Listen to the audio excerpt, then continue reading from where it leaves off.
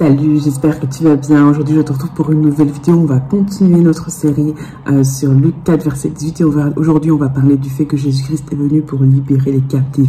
Peu importe la situation que tu traverses depuis longtemps, peu importe le blocage que tu vis depuis longtemps, aujourd'hui, Jésus-Christ va te délivrer. Et si ça te parle, je te retrouve tout de suite.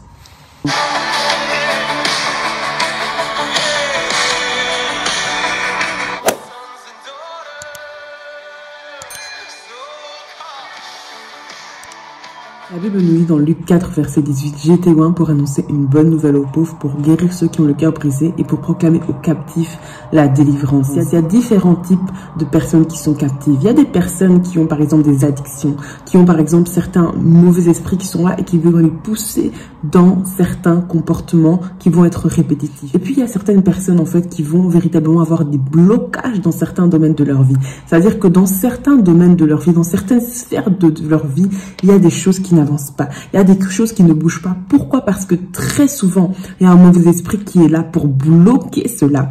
Pour bloquer cela. Aujourd'hui, nous allons prier contre cela. Peut-être que tu as des diplômes, tu as étudié, tu es censé trouver du travail, mais tu ne trouves pas de travail.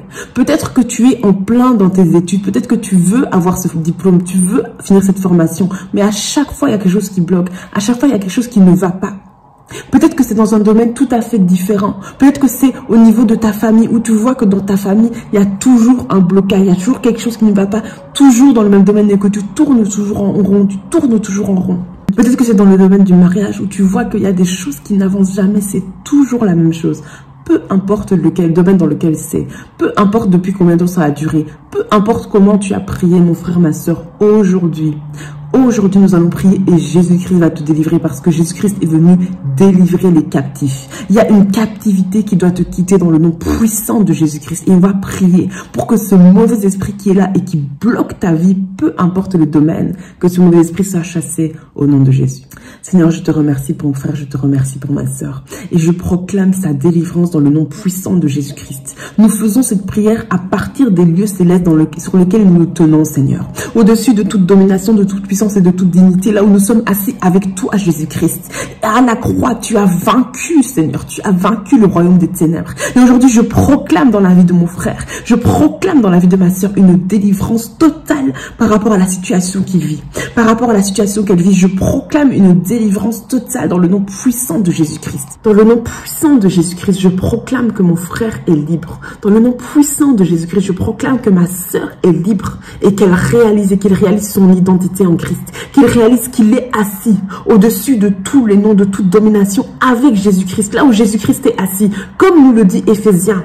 Comme nous le dit Éphésiens, que Jésus-Christ est assis au-dessus de toute domination, de toute puissance et de toute dignité, et que nous sommes assis avec lui. Que nous sommes assis avec lui.